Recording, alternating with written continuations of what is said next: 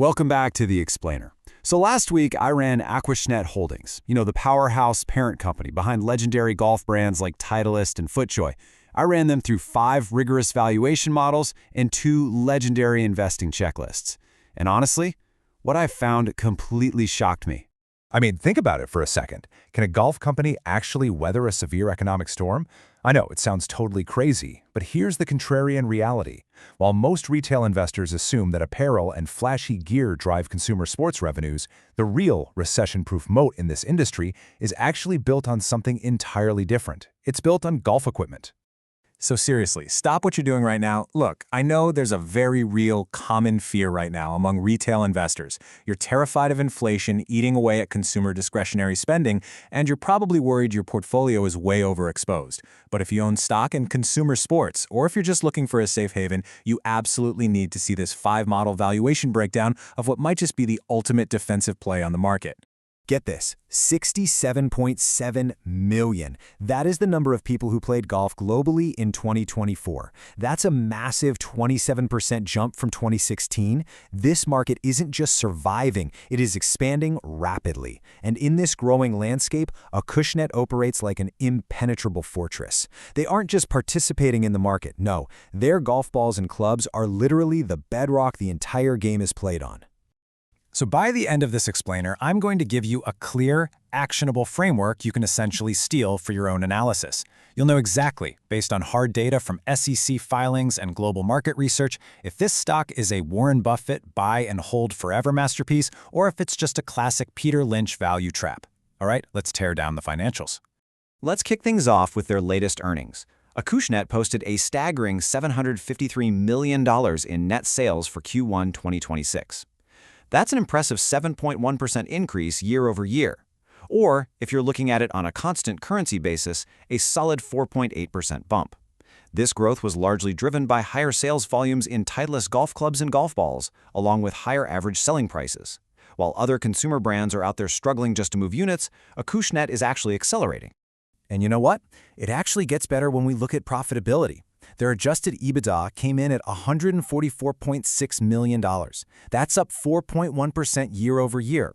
This metric is incredibly important because it strips out all the noise and proves their operational resilience. They're maintaining a highly stable adjusted EBITDA margin of 19.2%. Think about that. Even when the global economic picture looks incredibly cloudy, Acushnet's core cash-generating engine is just humming along perfectly.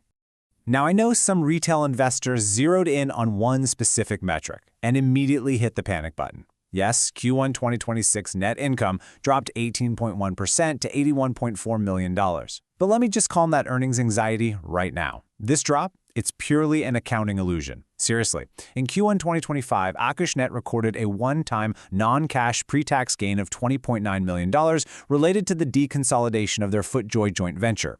If you strip out that one-time gain, their core operations are fundamentally stronger today than they were a year ago. So, no panic needed here.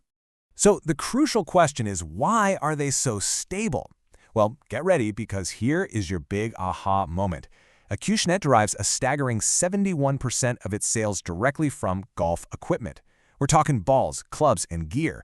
Compare that to their biggest rival, Callaway. Callaway is at only 30%. The rest of their business is heavily skewed toward apparel and entertainment.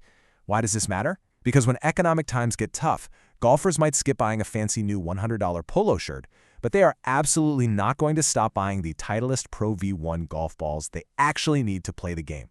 If you look at the historical data from Samsung Securities right here, it brilliantly illustrates this exact point. Equipment sales historically suffer far less volatility than apparel when consumer discretionary spending tightens up. Because Callaway relies so heavily on apparel, they suffered a year-over-year sales contraction starting in 2024 when the economy slowed down. Meanwhile, Acushnet, completely protected by its equipment moat, enjoyed a 3% hike in sales. It's a massive competitive advantage. And this defensive posture extends directly into their supply chain resilience, too.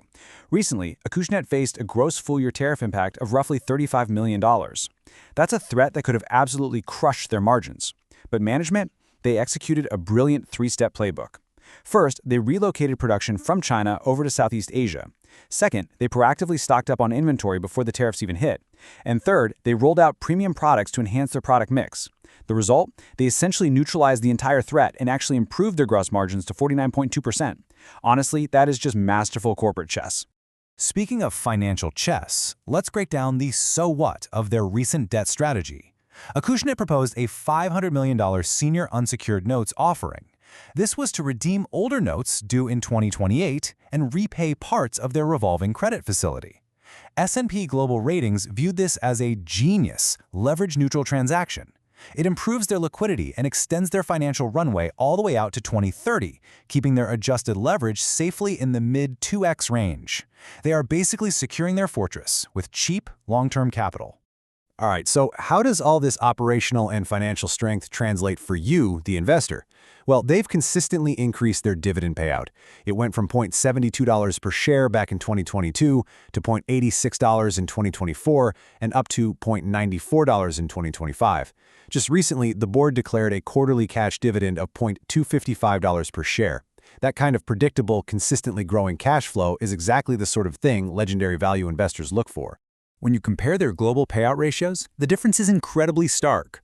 The global average payout ratio sits right around 36%, but because of Acushnet's structural stability and highly consistent cash flow generation, they are uniquely positioned to sustain a robust shareholder return policy that easily outpaces their peers.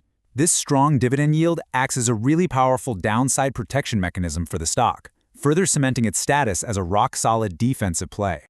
But here's the kicker. They aren't just paying dividends. They're buying back equity aggressively. In just the first 3 months of 2026 alone, Acushnet repurchased over 106,000 shares of its own common stock at an average price of $94.12. That totals $10 million. When management steps into the open market and buys their own stock at those levels, it is the ultimate signal of internal confidence. They're eating their own cooking because they know the intrinsic value is substantially higher. All of these financial metrics, the rising margins, the aggressive buybacks, the neutralized tariffs, they all connect directly back to leadership execution. As CEO David Mayer pointed out, their global team successfully launched a broad lineup of new products across all their major brands, which directly drove that 5% constant currency net sales increase we talked about earlier. This is definitely not a company resting on its laurels. It's a company actively innovating to maintain its absolute dominance in the market. So we come right back to our initial framework. With a 71% golf equipment moat that fiercely resists economic downturns, masterful supply chain management, and aggressive shareholder buybacks, is Acushnet the ultimate defensive play in consumer sports? The data strongly suggests this isn't a Peter Lynch value trap at all. Instead, it looks like a remarkably resilient Buffett-style compounder just hiding in plain sight right there on the golf course. So the real question is, does your portfolio have a moat this strong? Keep digging, keep learning, and use this framework to spot the real winners in any market.